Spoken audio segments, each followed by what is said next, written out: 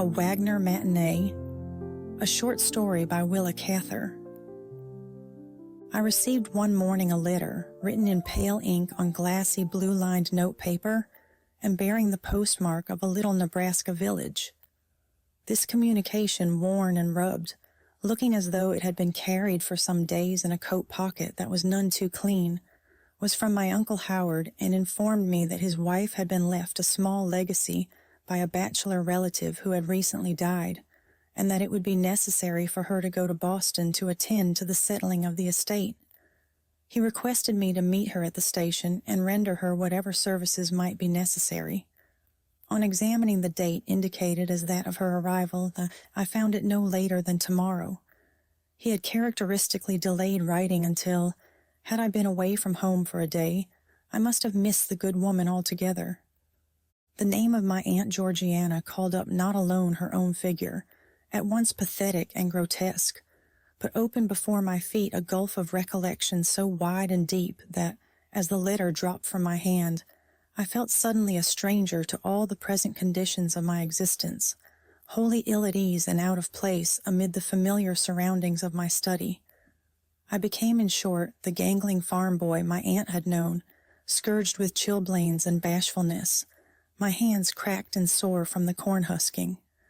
I felt the knuckles of my thumb tentatively, as though they were raw again. I sat again before her parlor organ, fumbling the scales with my stiff red hands, while she beside me made canvas mittens for the huskers. The next morning, after preparing my landlady somewhat, I set out for the station. When the train arrived, I had some difficulty in finding my aunt. She was the last of the passengers to alight, and, it was not until I got her into the carriage that she seemed really to recognize me. She had come all the way in a day coach. Her linen duster had become black with soot, and her black bonnet gray with dust during the journey. When we arrived at my boarding house, the landlady put her to bed at once, and I did not see her again until the next morning. Whatever shock Mrs. Springer experienced at my aunt's appearance, she considerately concealed. As for myself, I saw my aunt's misshapen figure with that feeling of awe and respect with which we behold explorers who have left their ears and fingers north of Franz Josef Land, or their health somewhere along the upper Congo. My Aunt Georgiana had been a music teacher at the Boston Conservatory, somewhere back in the latter 60s.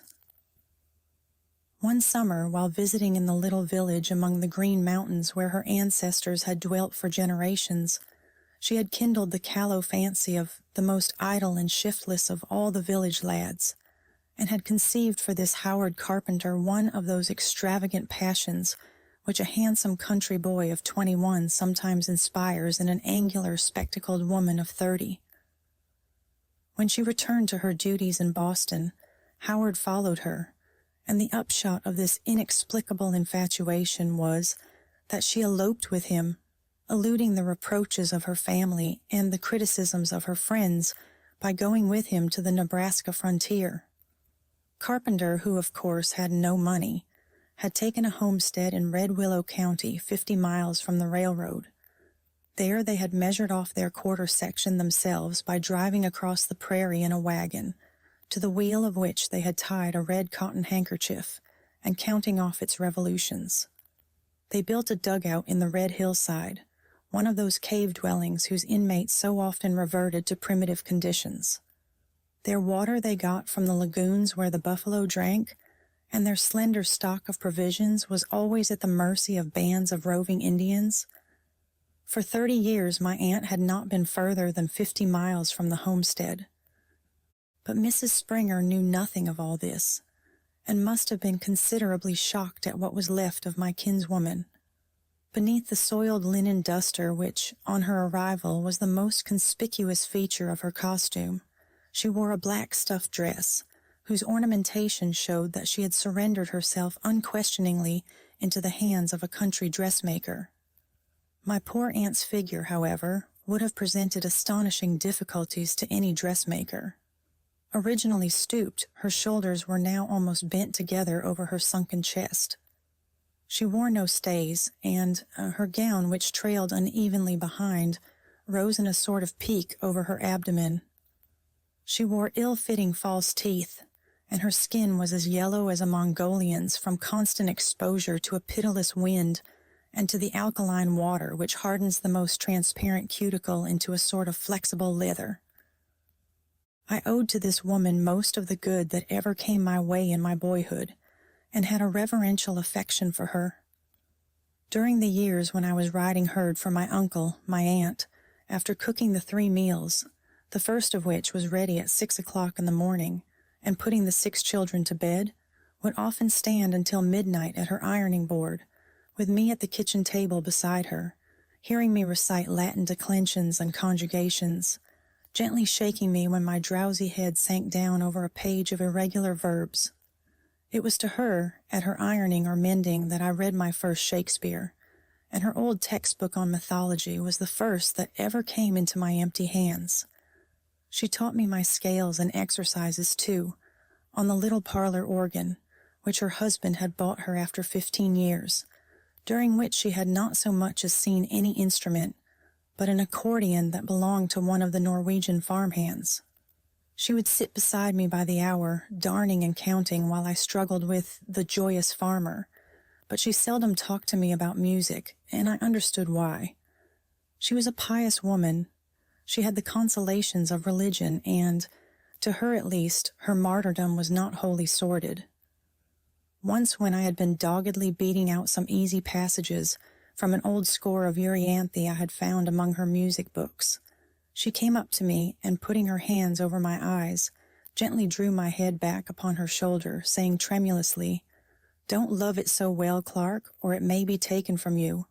Oh, dear boy, pray that whatever your sacrifice may be, it be not that." When my aunt appeared on the morning after her arrival, she was still in a semi-somnambulant state.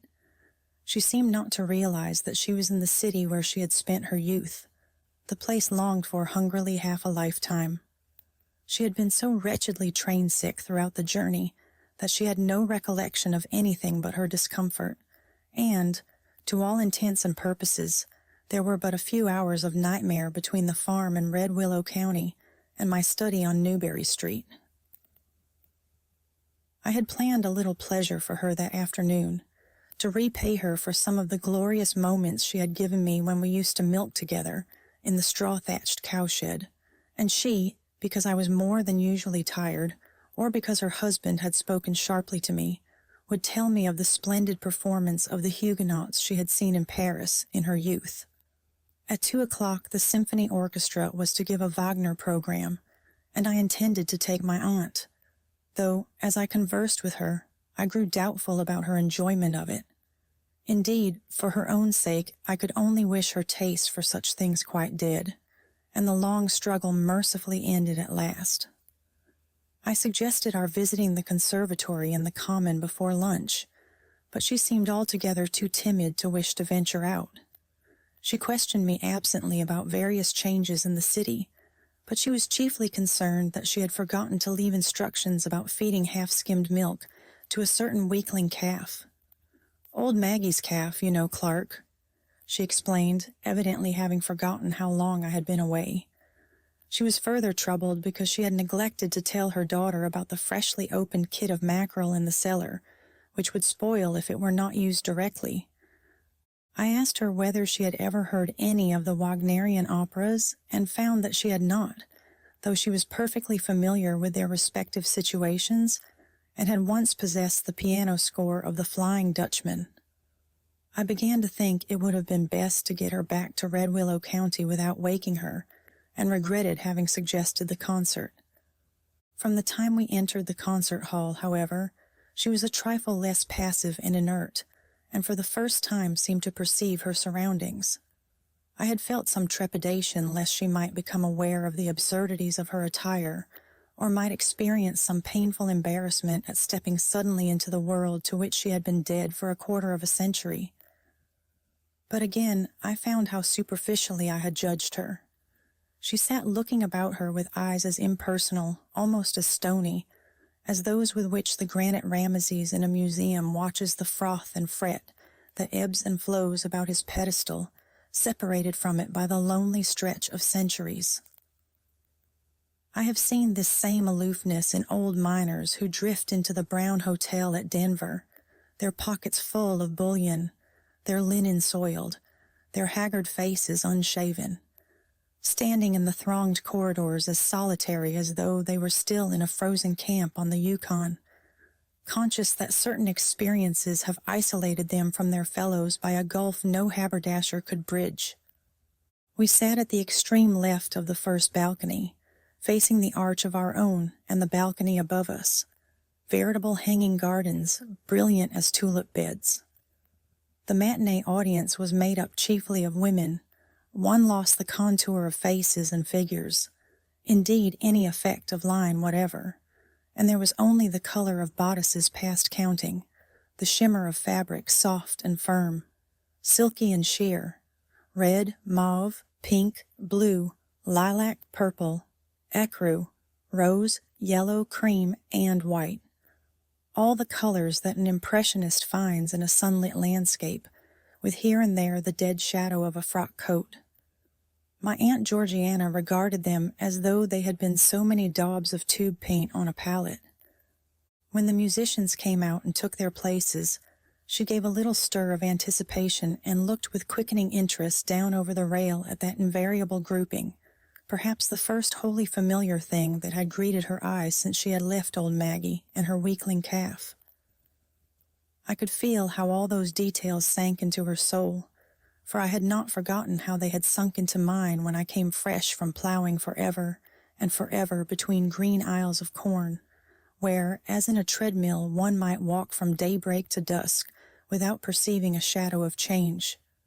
The clean profiles of the musicians, the gloss of their linen, the dull black of their coats, the beloved shapes of the instruments, the patches of yellow light thrown by the green-shaded lamps on the smooth, varnished bellies of the cellos and the bass viols in the rear, the restless, wind-tossed forest of fiddle-necks and bows. I recalled how in the first orchestra I had ever heard, those long bow strokes seemed to draw the heart out of me, as a conjurer's stick reels out yards of paper ribbon from a hat. The first number was the Tannhauser Overture. When the horns drew out the first strain of the Pilgrim's Chorus, my Aunt Georgiana clutched my coat sleeve. Then it was I first realized that for her this broke a silence of 30 years, the inconceivable silence of the plains. With the battle between the two motives, with the frenzy of the Venusberg theme and its ripping of strings, there came to me an overwhelming sense of the waste and wear we are so powerless to combat.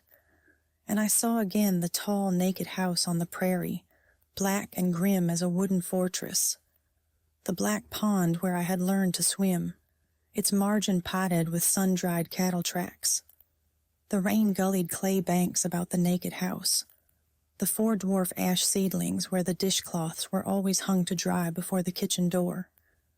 The world there was the flat world of the ancients, to the east a cornfield that stretched to daybreak, to the west a corral that reached to sunset, between the conquests of peace, dearer bought than those of war. The overture closed. My aunt released my coat sleeve, but she said nothing. She sat staring at the orchestra through a dullness of 30 years, through the films made little by each of the 365 days in every one of them. What, I wondered, did she get from it? She had been a good pianist in her day, I knew, and her musical education had been broader than that of most music teachers of a quarter of a century ago. She had often told me of Mozart's operas and Meyerbeer's, and I could remember hearing her sing years ago certain melodies of Verdi's. When I had fallen ill with a fever in her house, she used to sit by my cot in the evening, when the cool night wind blew in through the faded mosquito netting tacked over the window, and I lay watching a certain bright star that burned red above the cornfield, and sing Home to Our Mountains, Oh, Let Us Return, in a way fit to break the heart of a Vermont boy near dead of homesickness already. I watched her closely through the prelude to Tristan and Isolde, trying vainly to conjecture what that seething turmoil of strings and winds might mean to her.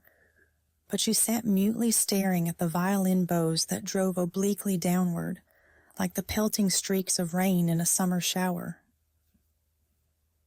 Had this music any message for her? Had she enough left to at all comprehend this power which had kindled the world since she had left it? I was in a fever of curiosity, but Aunt Georgiana sat silent upon her peak in Darien. She preserved this utter immobility throughout the number from the Flying Dutchman, though her fingers worked mechanically upon her black dress, as though of themselves they were recalling the piano score they had once played. Poor old hands. They had been stretched and twisted into mere tentacles to hold and lift and knead with. The palms unduly swollen, the fingers bent and knotted. On one of them a thin, worn band that had once been a wedding ring. As I pressed and gently quieted one of those groping hands, I remembered with quivering eyelids their services for me in other days. Soon after the tenor began the prize song, I heard a quick-drawn breath and turned to my aunt. Her eyes were closed, but the tears were glistening on her cheeks, and I think in a moment more they were in my eyes as well. It never really died then, the soul that can suffer so excruciatingly and so interminably. It withers to the outward eye only, like that strange moss which can lie on a dusty shelf half a century, and yet, if placed in water, grows green again. She wept so throughout the development and elaboration of the melody.